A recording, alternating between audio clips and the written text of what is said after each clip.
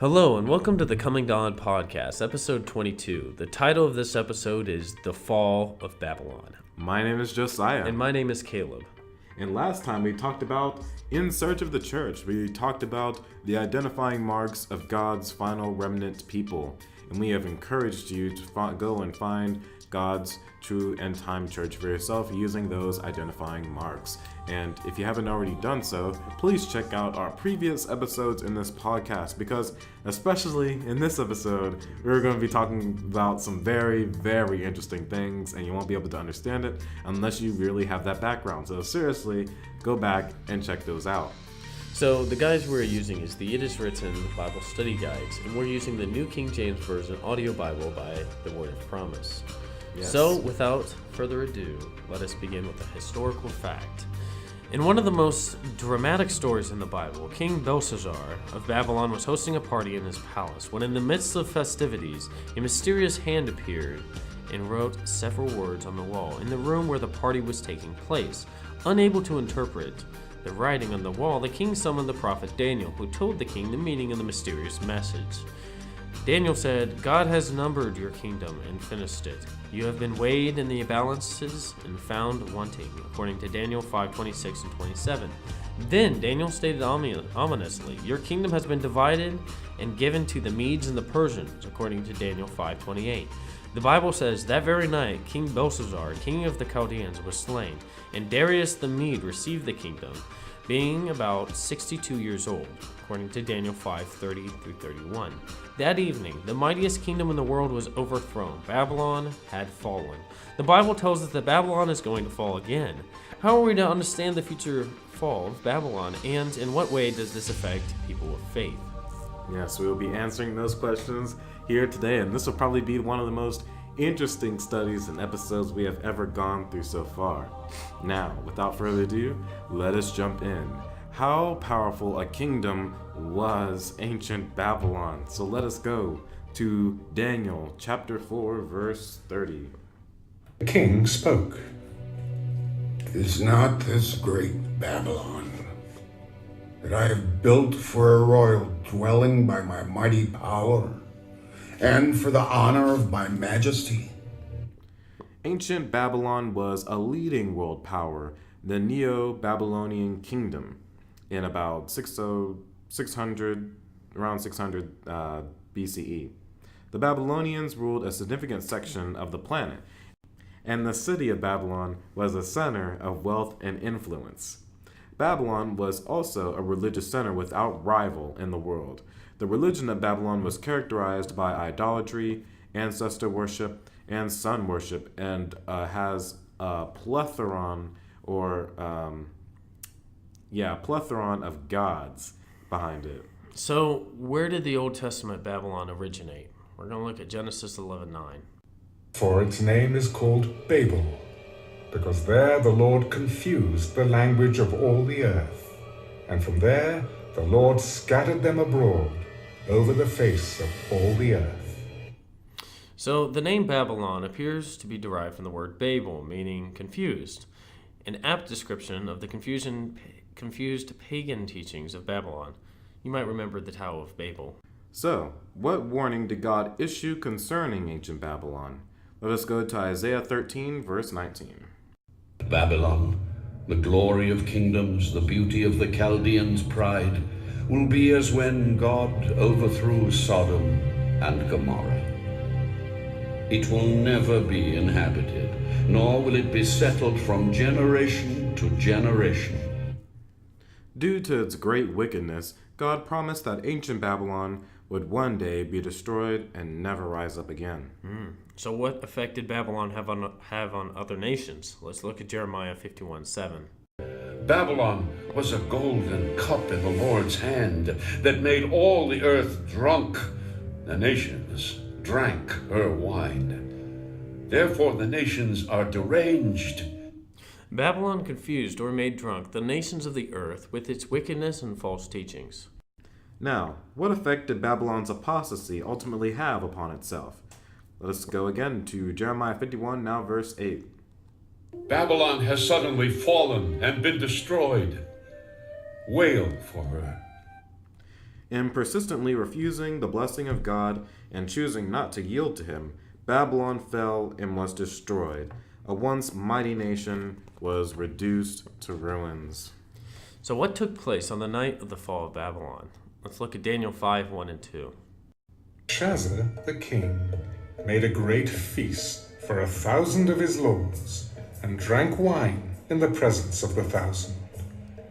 While he tasted the wine, Belshazzar gave the command to bring the gold and silver vessels, which his father Nebuchadnezzar had taken from the temple which had been in Jerusalem, that the king and his lords, his wives, and his concubines might drink from them.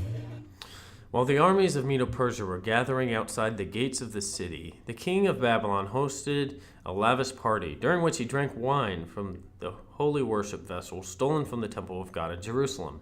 The pagan king defied the God of heaven by desecrating holy items intended for use of worshiping God. Belshazzar used God's holy worship items for the unholy worship of false gods, according to Daniel 5:4. Now, what was the result of this blasphemy? Let us go again to Daniel 5, but this time to verse 30 and 31. That very night, Belshazzar, king of the Chaldeans, was slain, and Darius the Mede received the kingdom, being about 62 years old. Belshazzar went too far when he took the holy things of God and used them for unholy purposes. In total rebellion to God, he perished as Babylon fell. Will ancient Babylon ever rise again? Let's look at Isaiah 13:20. It will never be inhabited, nor will it be settled from generation to generation. Nor will the Arabian pitch tents there, nor will the shepherds make their sheepfolds there. God has made clear that ancient Babylon will never be revived. Therefore, the Babylon of the book of Revelation will not be a revived, literal Babylon. Rather, the Babylon of the book of Revelation is a spiritual one. Now, how is Babylon described in the book of Revelation? Let us go to first Revelation chapter 17 and verse 18. Whom you saw is that great city which reigns over the kings of the earth. The woman.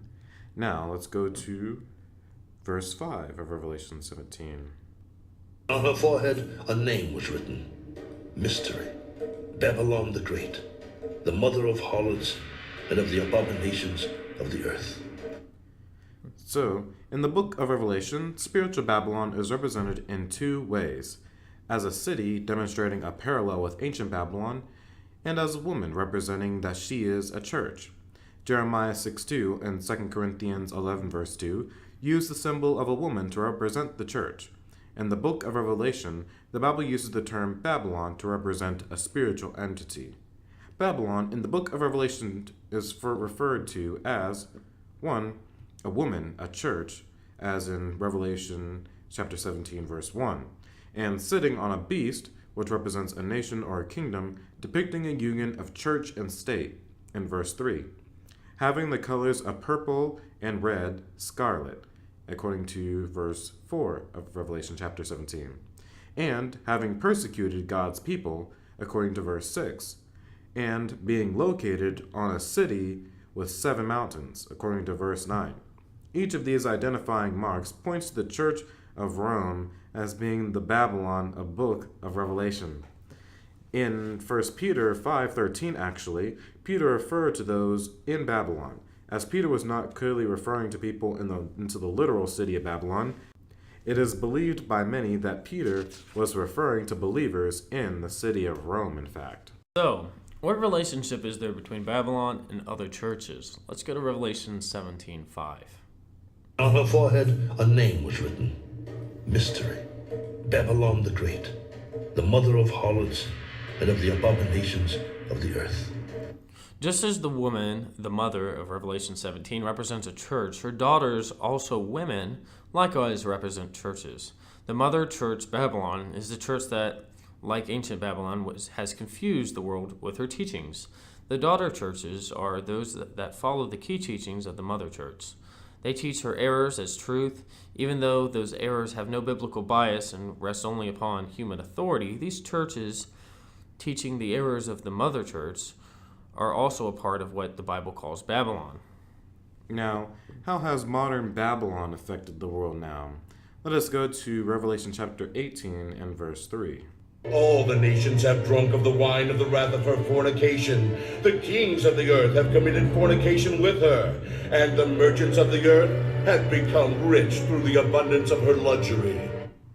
Just as wine is intoxicating or confusing, the teachings of Babylon have intoxicated and confused the world. Because Babylon's influence, many people in the world today reject some of the plainest teachings in the Bible and accept in their place the confusing wine of Babylon. So what did ancient Babylon believe about death? Let's look at Ezekiel 8:14. He brought me to the door of the north gate of the Lord's house, and to my dismay, women were sitting there weeping for Tammuz. Have you seen this, O Son of Man? Turn again, you will see greater abominations than these. The Babylonians believed that people survived bodily death and went on existing in another form. This was not only a precursor to modern spiritualism, but also formed the basis of what many Christians believe today. Tammuz was a god worshipped by the Babylonians. They believed Tammuz was a god of food and vegetation and died each year. They mourned his passing. The Babylonians believed in the immortality of the soul. Now, what does the Bible teach about death?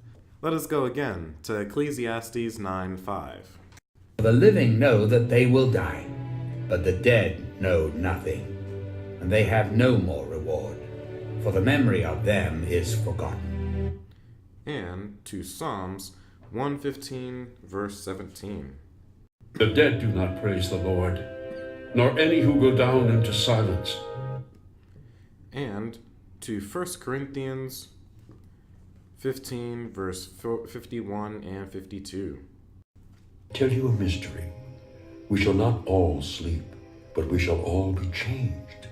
In a moment, in the twinkling of an eye, at the last trumpet. For the trumpet will sound, and the dead will be raised incorruptible, and we shall be changed. The Bible teaches that death is an unconscious sleep between life in this world and the resurrection when Jesus returns. The teaching that people have a soul that survives bodily death did not originate in the Bible. Instead, it entered Christianity from paganism, where the idea was made popular by the Babylonians who worshipped the dead. The teaching of the immortality of the soul, that people continue to live on or be conscious after death, is a part of the wine or false teaching of Babylon. It has been made popular in modern Christianity due to the influence of spiritual Babylon. You can easily see this whenever you look up the doctrine's history. Yes, so let's look at other aspects of Babylonian worship that have entered the church. Let's go to Ezekiel 8:16 for this. So he brought me into the inner court of the Lord's house, and there at the door of the temple of the Lord, between the porch and the altar, were about 25 men with their backs toward the temple of the Lord and their faces toward the east. And they were worshiping the sun toward the east. Have you seen this, O Son of Man? Is it a trivial thing to the house of Judah to commit the abominations which they commit here? Sun worship was practiced in ancient Babylon. Not only did it corrupt the way God's people worshipped in biblical times, but it has also become a key component of Christian worship today. Sunday, the day of the sun, has replaced the Bible Sabbath day as the day of worship for many Christians. While many are unaware of the origin of their worship, they break this commandment of God and practice unbiblical worship.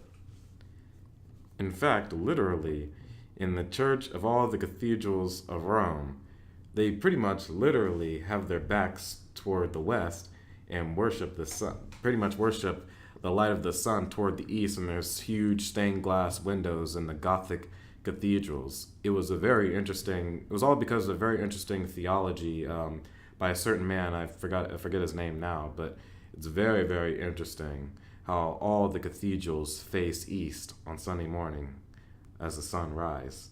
So anyway, what is God's will concerning worship for his people?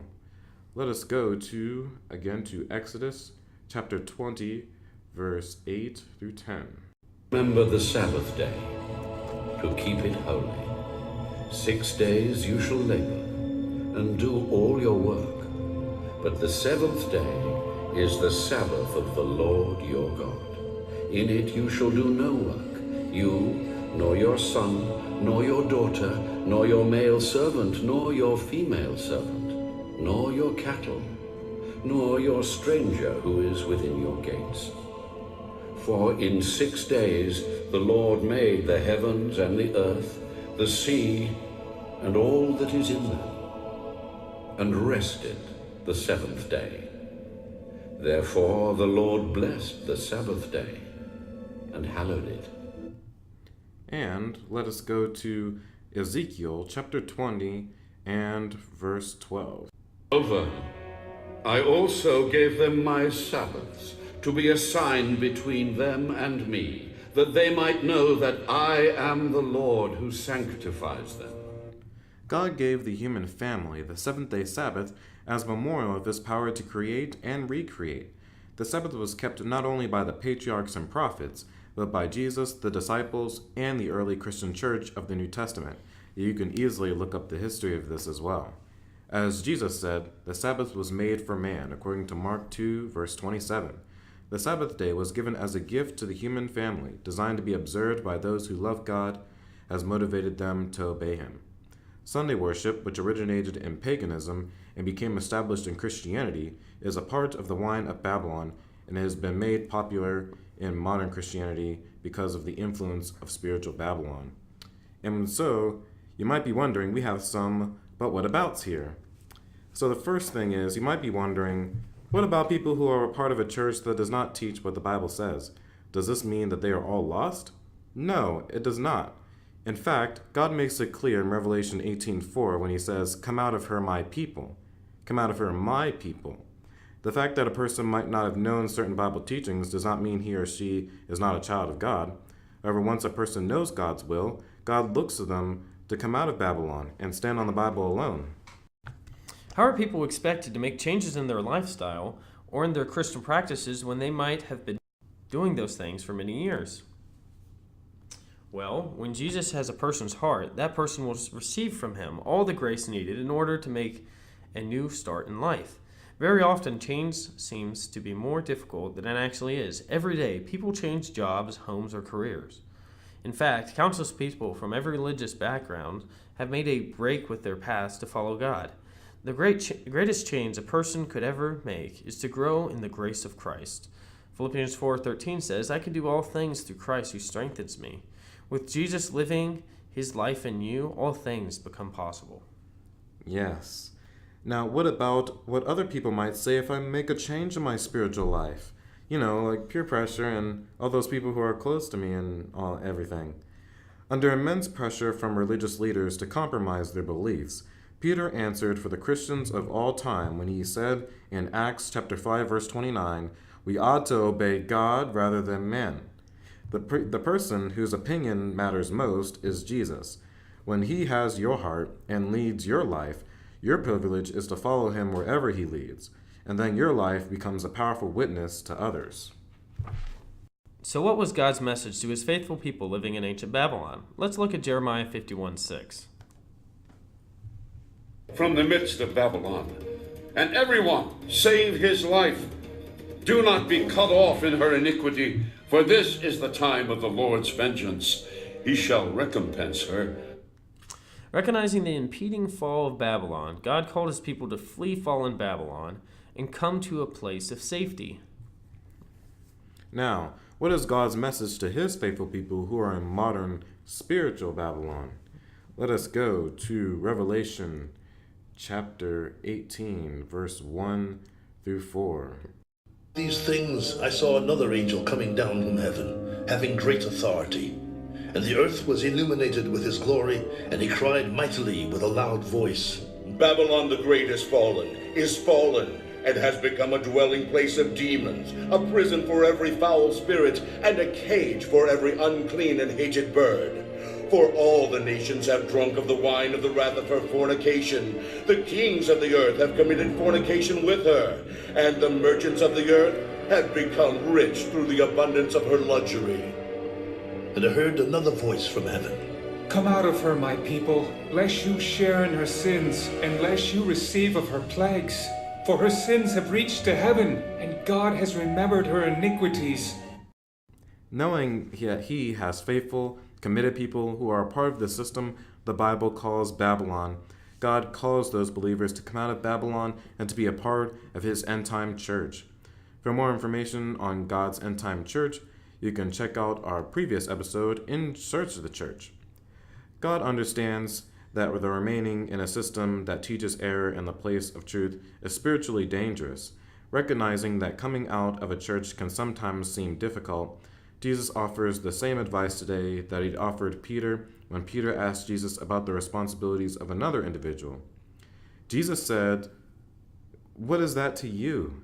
You follow me," in John chapter 21, verse 22. Rather than concerning ourselves with what others might think or what others might say, Jesus urges us to keep our hearts connected with his heart and to faithfully follow his leading. That being said, how does God describe the church in the last days? Let's look at 1 Timothy 3:15. Delayed, I write so that you may know how you ought to conduct yourself in the house of God, which is the church of the living God, the pillar and ground of the truth. Also, let's look at Revelation 14:12. Patience of the saints. Here are those who keep the commandments of God and the faith of Jesus. When Jesus returns, he will return for a glorious church, not having spot or wrinkle or any such thing, but that she should be holy and without blemish. And this is Ephesians 5:27. His church will be made up of faithful people following Christ in harmony with the Bible. They will have made the decision to separate from false teachings and traditions and have no place in the Bible. They will say with David, "I delight to do your will, O my God, and your law is within my heart," according to Psalm 48. Now, are you willing to come out of Babylon and to allow God to lead you in harmony with the truth of his word? We are doing so, and we hope you do too. Yes, definitely. The end times are coming closer to when Jesus will return, and things are only going to get more dramatic. Yes. And so, as you can imagine, this is crunch time for Satan. This is his last days as well as the last days of earth. So he's going to want to be as deceiving, and as the Bible describes it, if even possible, deceive the very elect. So it's going to be from, likely from within, and it's going to, Babylon, the harlot, is going to be a very an attractive, appealing theology, if you will. Yes, it's going to be an attractive movement in the last days, but there'll also be a counter movement that which all of God's true people will come together and be united on the word, keeping the commandments of God and having the faith of Jesus and holding to the testimony of Jesus Christ. And in our next episode, we'll actually be talking a little more about the testimony of Jesus Christ, actually. The question has been, now maybe have come up, as you've been listening to our episodes. Does God still have prophets here in modern times in the last days? We shall check that out in our next episode entitled Prophets and Prophecy. So stay tuned. We still have some more exciting things to discuss. Yes. Once again, my name is Caleb. My name is Josiah. And this is the Coming Dawn Podcast. God bless.